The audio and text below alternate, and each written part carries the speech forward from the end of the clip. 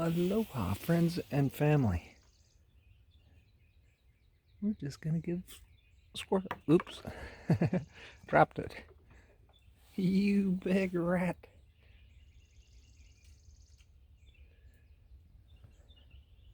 You big old rascal. You're daddy's baby.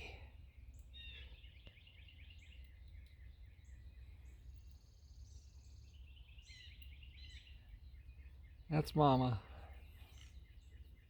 Babies are around. They're not quite as used to daddy as she is. But I thought I'd just show you around the garden and we'll have a little chat about whatever comes up. Plenty of things we could talk about for show. But we could just look at flowers and look at squirrels. That works for me. Got some purple columbines in bloom right there.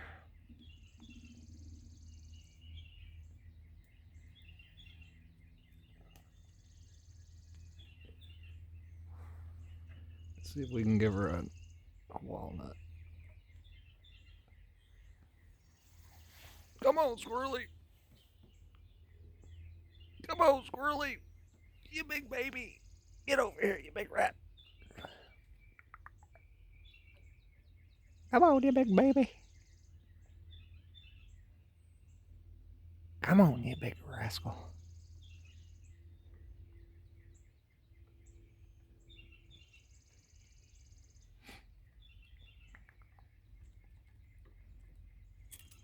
Let me, I'll drop it so I can zoom out.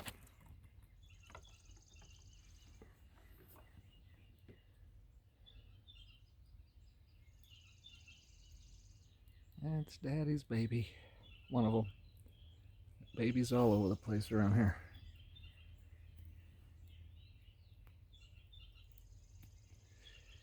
Well, let me finish up with Squirrely here and then we'll walk around and check out some beautiful blooms and whatnot.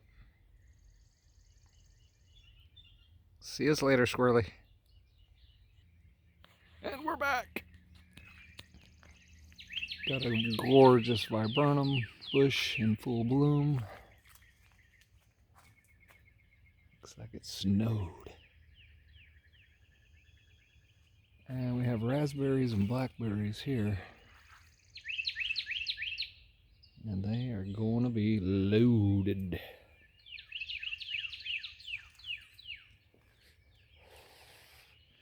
And let's walk up here. I'll show you my clematis are just starting to bloom.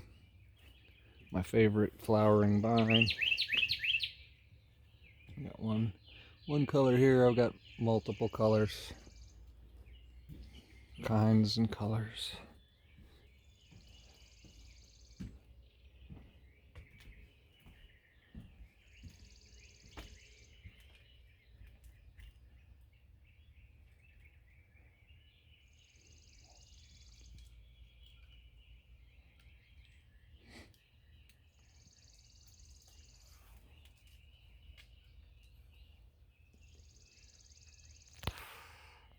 Got the band over here.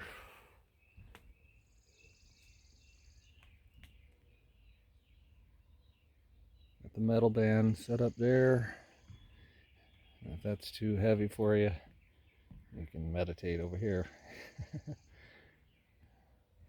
And check out this rooted piece I got out of the woods. What does that look like?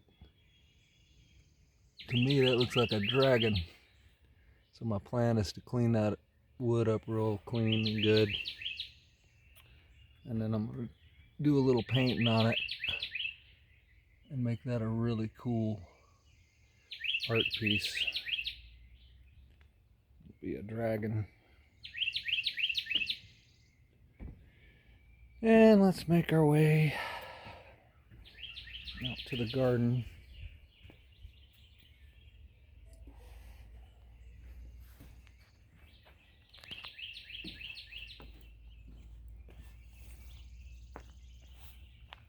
Well, let's deviate. The shade garden is looking pretty sweet. Hostas are starting to come in.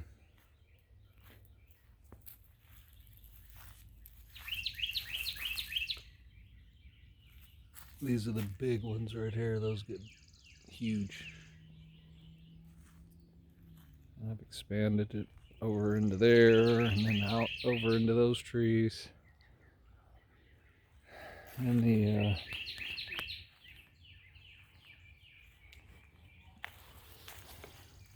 got one white flower left on this one here. On the old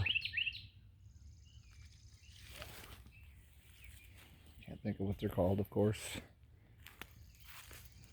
Another couple kinds of hostas.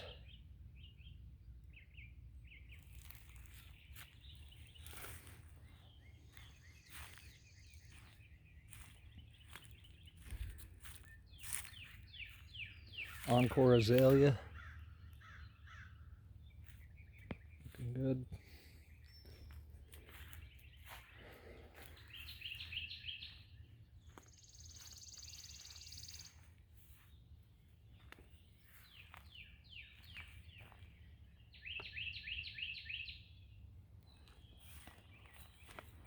This Swiss chard, man. I was amazed. I had no idea it got this darn big, but look at this thing. I don't know if you can see it good, but that thing is just looking real good. Got everything harvested out of here. Just have some flowers for now. We're supposed to get down in the upper 30s here in a couple nights. So I got everything in the greenhouse still. It won't be too long. Side note, I got some Anasazi beans from my dad in the mail, along with a bottle of whiskey that broke. And the whiskey soaked into the beans. And lo and behold, the beans started sprouting. They were for eating. And so I said, well, shoot, because that's my favorite kind of bean. If you've never had them, they're like a pinto bean, but just 10 times better tasting, cook faster. And the beans themselves are like white and purple camouflage color. They're really good. They're a little bit hard to find though. So when I saw those sprouting, I said, that's it, man, I'm gonna be growing those. So there's 2 of the sprouts, bean sprouts, bok choy there. So I'll update you as those are growing through the season. Can't wait for that. Those are really good beans. And over here we have a sunflower, some flowers, a viburnum, a dahlia, Texas star hibiscus. This thing is about to just go crazy this year. Usually it has 1 stalk, maybe 2. There's last year's stalk. And we got irises. Oh, smell that. Can you smell that? Man, that's nice. Purple kale has busted into full bloom. And the bees will just, they're all over this thing all day long. Got some more iris over here. Different colors. My friend just got me a white one, a light purple one. These are bicolored, purple and white. A few more over here. Not sure what color those are yet. Quite a few of them just kind of grow along the roadsides around here, so I'm going to just try to pick up every color.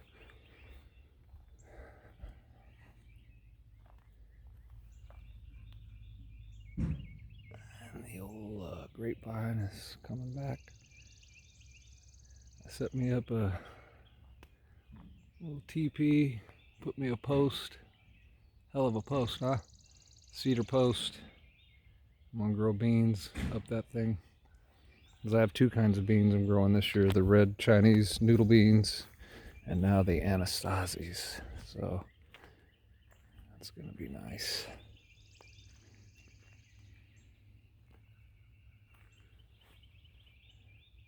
Making little bits of progress out here.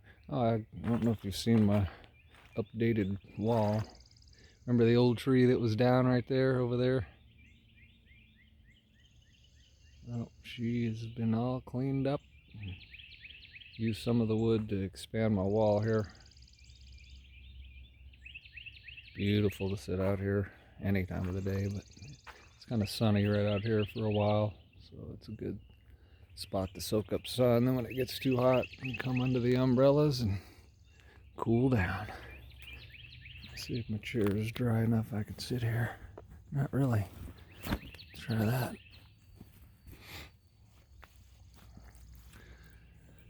Oh boy.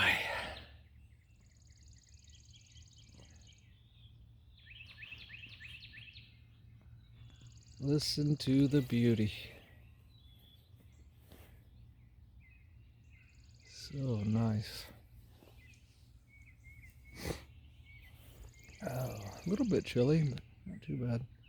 Yesterday morning it was raining. Chilly, rainy, a little bit windy.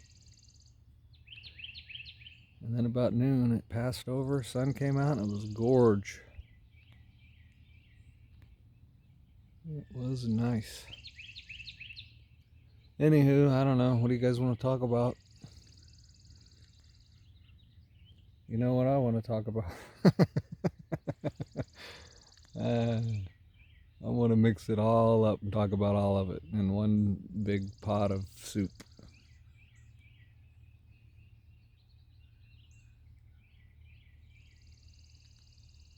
But I was thinking, I was talking to somebody yesterday. I'm sure I've said this before. I'm sure you've thought of this before, but people still get tripped up by it. But everything out there is narratives. Narratives, narratives, narratives. Everywhere you look. I'm talking about the Matrix, the mainstream, the so-called news. It's just non-stop narratives. And so people could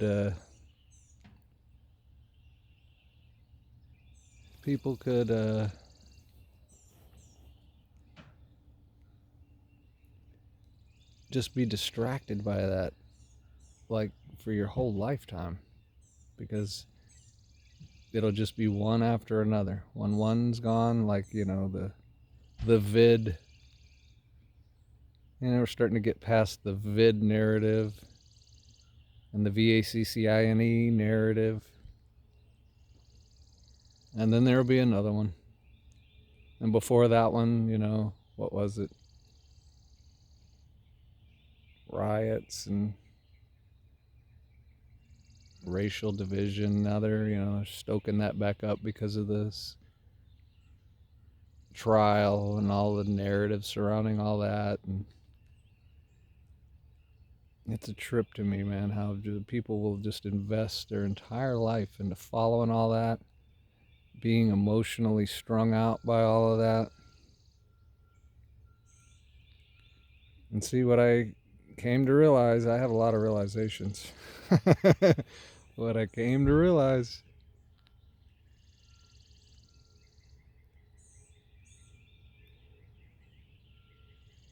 is that, how do I word it? How do I want to say it?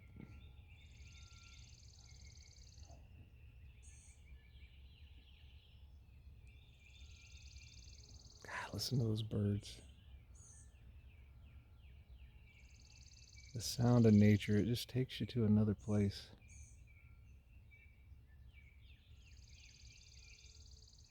So calming, relaxing. And it makes you not want to talk about any of this matrix crap, but we have to get this sorted out, We have to sort it out. Or else your whole life goes by and you realize you were just following other people's narratives.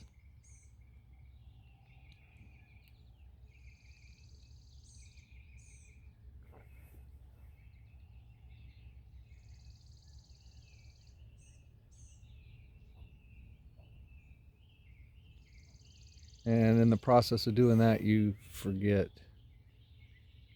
what your, I hate to say your narrative, but your story, your dreams, your life, your purpose, your mission.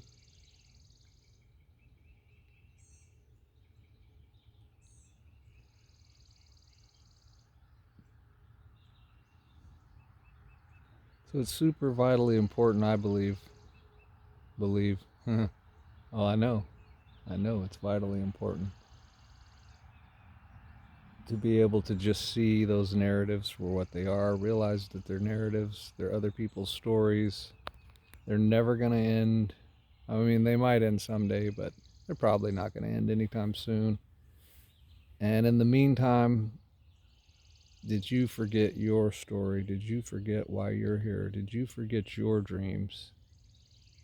Did you give up on what you, and I'll use the word in a good context, what you used to believe in? Like, remember when you believed in your dream, in your ideas, in your goals, and things you wanted to achieve and accomplish?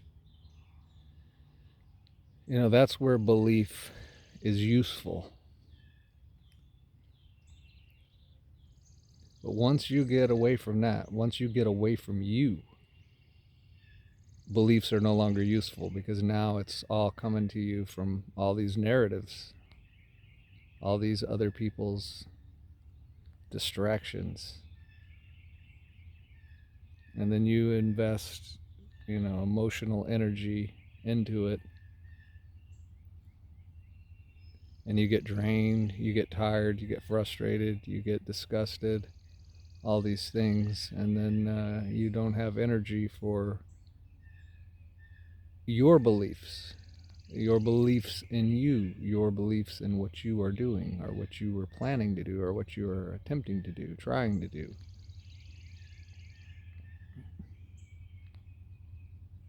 And it could be anything. You don't have to have some grandiose goal or goals. You could have some simple things like, make a garden and tend a garden and grow your own food, and, eat fresh produce right from your own garden. Saves you money and it's more healthy. That's a fairly simple goal. I mean, it might be harder than you expect, especially if you're new to it and you don't have experience. You might, but see, it's a learning process too, like everything. So you learn, oh, if I do this and this, then this happens. And this time of year, there's, these bugs. And at this time of the season, you don't plant this, you plant this. But see, you get joy from that kind of learning, because it's experiential learning. And once you gain that kind of knowledge, nobody can take that away from you, and you carry that for the rest of your life.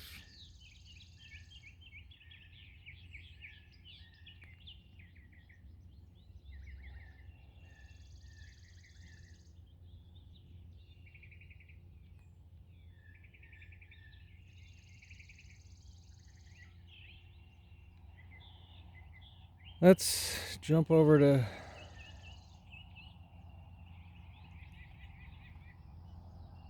cryptocurrency.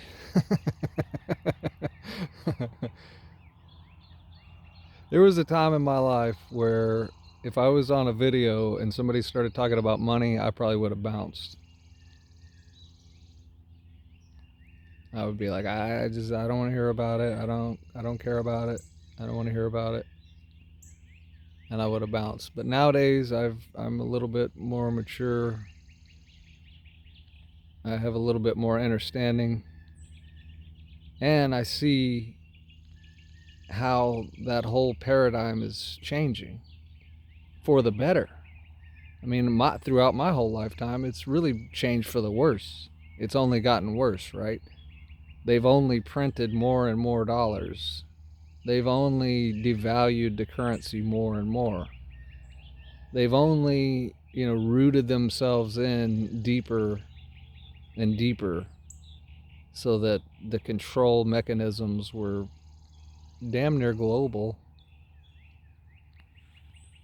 And if you still don't understand what decentralization means and how it literally can free us from the death grip of the banks and their currency, their monopoly money, then you're going to have, you're going to be happy when it dawns on you what this digital era is presenting to the world.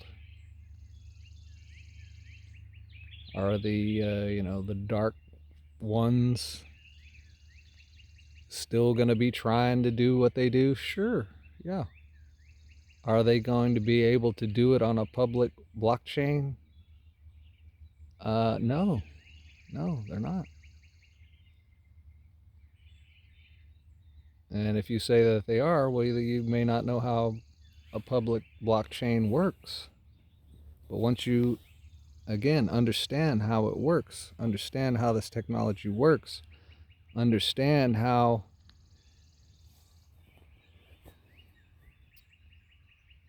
everything in that system is ran by the people in it, people that are, when I say invested in it, I'm not just meaning money necessarily, but invested in it. You see that it's a good technology. You see that it's a good company. You see that it's a good ecosystem. You see that it's going to save you time, energy, and money. You see that it's efficient. Then you are invested more than just your money, but you're investing in an ecosystem that has other people that are like-minded, because if they weren't like-minded, they wouldn't be in it either. They wouldn't be involved in it, right? So whatever technology comes along that's decentralized gives anybody in the world the opportunity to look at it, evaluate it, and say, yes, I would be a part of that, or no, I don't want to be a part of that. And if nobody wants to be a part of it, it's not going to grow. It's not going to live. It's not going to survive. All right? So with centralization, we didn't have that opportunity to not participate, to not put money into it, right? Because when you pay your taxes, when they shake you down and they take tax money from us, you don't have a choice about that. Then they take the money, and what do they do with it? Are they doing what you want them to do with it? Never, probably, right? They're never doing what we want them to do with the money. They just take the money and do whatever the hell they want to do with it. So that's an ecosystem that is self-sustaining because everybody's forced to use and participate with that currency, and that currency meaning, the US dollar. With decentralization, all that goes away, and only the ecosystems that you want to be. I know I'm repeating. I'm trying. It is hard to understand at first. It's a lot to grasp. I still don't. I mean, I've dove pretty deep into it. I've gone quite far down the rabbit hole, and I've discovered, there's a lot more to discover. There's a lot to understand about it. There's a lot to learn about it. And it's coming whether we like it or not. It's happening whether we like it or not. And again, at first change is fearful, so everybody's sort of afraid, I think, because of the change. But once you understand what this offers, what is available, how it's going to change everything about our world and about the old power structures, centralized domination That's going away. That's not going to persist. It can't. It only could if everybody, again, participated in it and agreed with it and consented to it, right? And again, you didn't have a choice up until now. You haven't had that choice. You have to use one currency, and they do whatever they want with it. They can devalue it by printing more. They, take your money you put your money in the bank, and then they loan your money to other people, and then they make money off your money. How the hell is that helping me? Shouldn't I be making money from my money? And see, with the blockchain technology, you can loan out it makes you the bank. And see, a lot of people it's too complicated and it's too much, and people just don't want to have to learn all that. Like, I don't want to become a bank. Yeah, but you would consider becoming a bank if you had all your power back and you could loan your money and make money on the money you loaned. You could stake your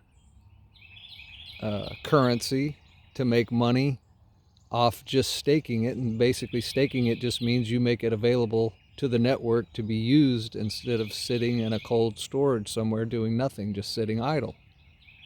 Or if you wanted to do that, you can do it. See, the options are open. You can do whatever the damn bank could do, you can do with decentralized blockchain technology.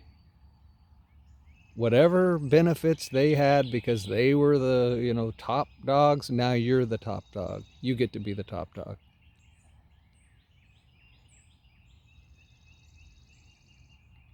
You can, earn APY off just putting your currency onto the network. And later I might go into examples of all that, but I'm just trying to give you the basic framework, because that's the place to start. Get the basic framework of how it works and what it's offering and the options available, and then go from there. For me personally, everybody's different, but it's not about, oh, I'm gonna become rich. I mean, I am gonna become rich. I am gonna become rich. I've gotten enough ahead of this wave that I see where it's going, and I see what's going to happen and what is happening. But it's not about just that. Again, like I said in another video, a few videos back, don't you think you could do some cool things in this world and affect real change and, help people? At the end of the day, that's what everything's about for, spiritual people, I think, is we just want to help people. We just want to help the world be a better place for all of us, right? So if you were rich, you have a lot more options and ability to do that. Whereas if you're just scraping by and you're just barely making it, you could still help and stuff. But I mean, what if somebody, I don't know, think of anything, what if somebody ABC and you were loaded? You could do something, you could step up. Right? So, and in hindsight, people are going to realize, wow, it was that easy. I mean, in one sense, it's easy. Physically, I guess, it's easy, right? It's easy to do this, to do what I'm talking about. Mentally, emotionally, spiritually, it's not so easy. Because you had to go down the rabbit hole. You had to get the understanding. You had to make certain choices. You had to put it on the line. You had to be patient. You had to hold when shit was dropping and it looked like the floor was about to fall out. So anybody that says it's easy, later they're gonna say, "Oh man, you achieved that easily? Well, good luck. If it was so easy, why aren't you doing it?" If it was so easy, why is it, that's what they always say, right? If it was easy, everybody'd be doing it. Well, what do you mean by easy? Are you talking about physically easy? Mentally, emotionally? All these things play a part in the whole.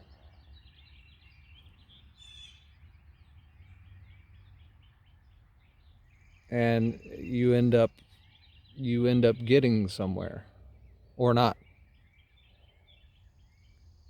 And if you have, again, if you remember your goals, if you remember your dreams, if you remember your purpose, if you remember what you were going to try to achieve, probably when you were younger, probably before you got distracted by the matrix, probably before you were forced to kind of become a slave. Whoa, that was close.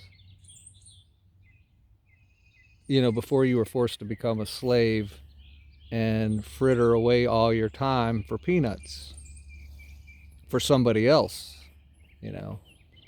Which I'm not downing that either. See, it's all how you look at stuff, perspective.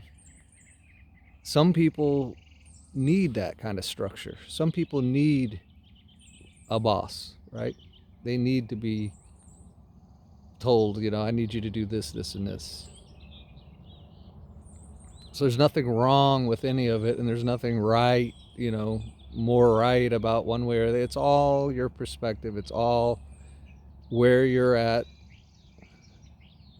And if maybe you don't have goals, maybe you are not trying to achieve anything, like that. Maybe you're just happy and content, like I've been for, quite a while. Happy and content just to, go out to my garden, listen to the birds, hang out with the squirrels. And could I do this for the rest of my life? Yeah, probably. Would I be happy and content with it? Yeah, probably. But I've got more in me. I do have goals. I do have ideas. I do have things I want to achieve. And I've already told you about one of them, building a gallery in Decentraland. Which, I don't know, a year ago, that would have sounded crazy to me, probably. See, before I understood what this technology and how it's going to change the face of the world and how it's going to open up possibilities to people that they never had before, I wouldn't have been hip to it at all. I would have been like, what? A art gallery in a virtual world? I have to mess with computers to do this. I have to look at screens, and I'm not into all that. I'm not into all that, and I'm not into all that. But I'm changing where I need to change. See, that was my own hang up, right? That was my own impediment. And like, why would I even want to do that? But now I've looked into it, I understand it, and I see, oh, okay, yeah, that's actually a really good idea. It's a really cool opportunity. And it's not cheap. It's not cheap, so it's going to take money to do it. Just like if I wanted to go build an actual physical gallery somewhere and go through all that, you have all of that overhead, and if you're not going to stay there yourself 24/7, you got to hire people to be there, and you got all this stuff that you wouldn't have even thought of involved in just doing that, just getting a gallery set up in the 3D world, right? But you can now do all of that in a virtual world. So I don't have to leave my garden to do that? No. I don't have to hire nobody? No. I may have to hire somebody to help me with the technical parts of the computer, because I'm not real computer efficient, but that's fine. And see, if I have the money, I don't mind that. I don't mind hiring somebody that knows how to do that shit and can get that shit done and online and going and rolling, because I got the ideas. I got tons of ideas. But to manifest the ideas and bring them to fruition and make them a reality, even if it's in a virtual world, it's going to take money. And and it can be done. It not only can be done, it's being done. People are already building all kinds of things in Decentraland. And I know probably, a lot of you are older. This would appeal to younger people probably a lot more because they're into technology. They understand technology a little bit better than we do. They're familiar with it. They've grown up with it. Whereas some of us, we kind of just dabbled in it here and there, and we really don't know much about it. And we're not proficient with it. And some of the ideas sound, just kind of too far out there for some of us older folks. And I'm not old, but I'm older. I'm not a youth, right? So, don't limit yourself just because you're older or just because you're not proficient with computers or technology. Don't let that be a limitation that keeps you from realizing what can be achieved. And again, if you have ideas, if you have goals, if you have dreams, which I do, so I'm not going to let my own limitations, hold me back. I'm going to learn more about it. I'm going to learn as much as I can. And again, where, the parts that are beyond my capability, I can hire someone that's proficient. And I actually had somebody today, this morning, reach out to me in a comment because I did mention I was going to build an art gallery in Decentraland, and they said they were interested in wall space in the gallery and also, could help set up the building, create the, virtual building. Well, I don't know how to do that. I would probably just have to buy the building, buy the land, buy the building, just like you would in the 3D world. But when it comes to building in a virtual world, I don't have any idea how to do that. I don't know how to build something in a virtual world.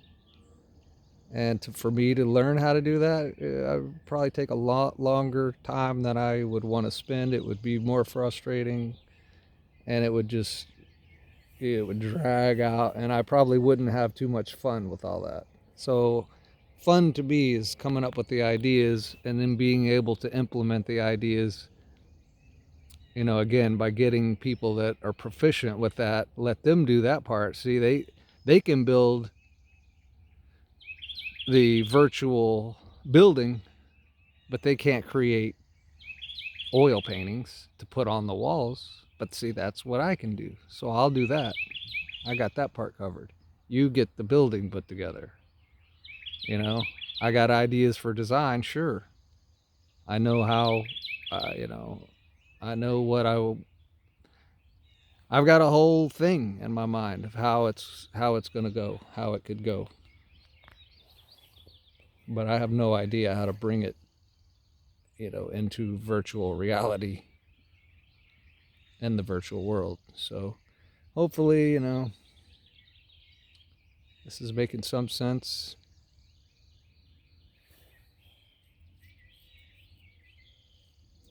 And that's just, that's just fun right there. Everything I'm talking about right there is that's just fun. That's just, part of my dream, part of my uh, fun. You want to have fun in life, right? Life isn't just about, how, we got to make money, we got to pay bills, we got to it becomes the rat race. It's the rat race. I don't want my life to be consumed by the rat race. And in a centralized ecosystem, that's exactly what it is. It's exactly what it is. We're all in a rat race called centralized, everything. Centralized government, centralized finance, centralized education, centralized health care, centralized insurance, everything is centralized, corrupt as hell, and crap compared to what we could have. Well, how do we do it? How could we have this great opportunity you're talking about? decentralization. Well, how could that be? How could we make that a reality? They've already made it a reality. Decentralized blockchain technology. So you need to get more familiar with it. You need to understand the opportunities that are available. You need to not be afraid of change. You need to be willing to, learn. And if you are, and if you do, you will be very happy that you did. Very happy that you did. And really, just to divert to money for a second, it doesn't take that much money to net you a lot of money. But see, there again, narratives. I'm back to where I started. There's so many narratives. Like which cryptocurrency would I invest in? Everybody's talking about Bitcoin and Doge. So that must be where I would. No. Those are narratives. Those are diversions. Those are distractions. To me, there's tons of people that are into those two coins. But they have no utility and they serve no real purpose. I mean, maybe Bitcoin serves a little bit more of a purpose, but Doge was created as a joke, as a meme. All right, so what future does that have? If it's a joke and a meme, is it going to actually be doing anything in the world on a day-to-day basis? No. Why would I invest in that? But if you come to find out what XRP is, what XRP does, what XRP is going to do when it's fully being utilized and the massive utility it has, light will come on and you'll have realization. And you will realize, even I think it's at like $1.30 right now, somewhere in there. You will realize how much more valuable it is going to be and is. It's still way undervalued at $1.30. It could be $5 a coin right now. It would still be way undervalued. But you have to put that in context of, the future, the near future. Because, again, it's coming whether we like it or not. When I first heard about it all, I wasn't too hip to it. It sounded to me like just more, government takeover, government control mechanisms and everything else. But I'm telling you, man, really try to get up to speed on what decentralization means and can mean, and the options that it creates. And you might just change your whole life. You might just change your whole world. You might just change your whole reality. And we are the co-creators, as I've said in many videos, still saying it. We are the co-creators of our reality, of our experience. And as we navigate through this matrix, those opportunities will present themselves, and you may not be familiar with them at all. And so there is the path splitting into two paths. Are you going to just stay with familiarity and blow off the other one and stay on your same trajectory?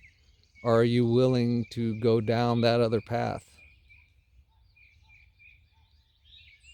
And come to find out later, in hindsight, that was the path that was leading you through this matrix in a way that allowed you to co-create the reality that you wanted. Co-create the experience that you wanted, that you want.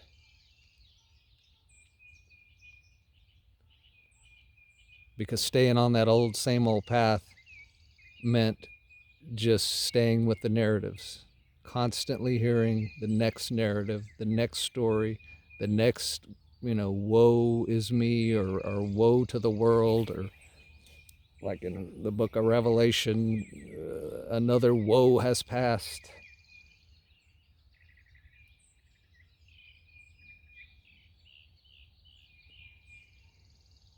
So that's it. That's it. I'm going to go.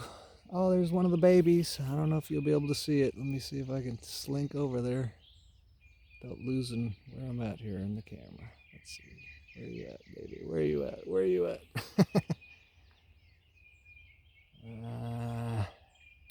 Shoot. Yeah, I think it's too far. Anyway, she's on the rail over there. It's one of the babies. I'm going to go hang out with the squirrelies. Feed them. We'll spin around here.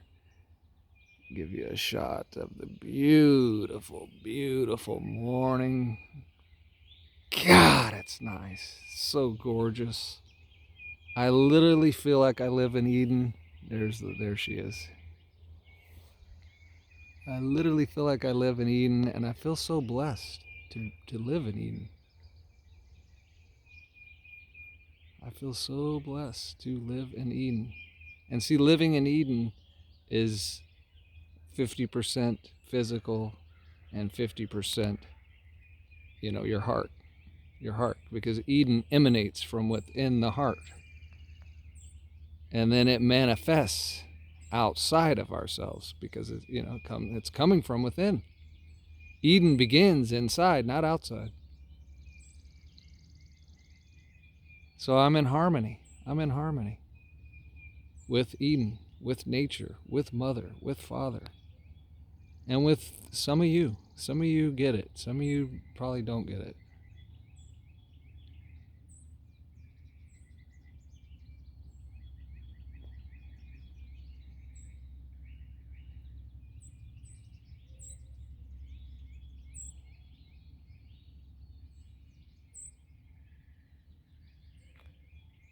Love and light.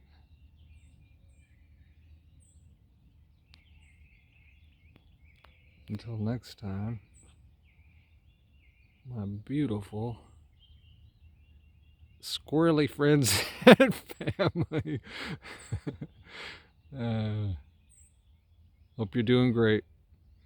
If you have any questions about this stuff, drop a comment. I probably won't see it. I'm shadow banned. I don't even care anymore about all that. Whatever. I'm not allowed to see comments. I'm not allowed to comment. I'm barely allowed to put up a video. Whatever, man. Whatever. Decentralization, you stupid ass YouTube idiots. Sorry, I hate to end like that, but it's true. It's true. Why do people think that they have the ability to determine what you can and can't say on a public, in your space? This is like my head. My YouTube channel is like my head. What's in my head? Why are you people trying to control anything in my head? Why are you people trying to control other people talking to me? I'm talking about comments and all that. It's just stupid. It's just dumb. And decentralization is going to put them out of business, and there will be new opportunities that will present themselves. And again, if those networks are doing what we want them to do, if they're not censoring us, if they're not trying to control us, if they're not trying to manipulate us, then those are the ones that are going to thrive, because those are the ones that we're going to put time, energy, effort, and money into. And so all these old centralized things are going to die off like the dinosaurs, if those were even real. Until next time, signing out from beautiful, wonderful Eden. And let's go right into that light. Supercharged. Oh, yeah. Later.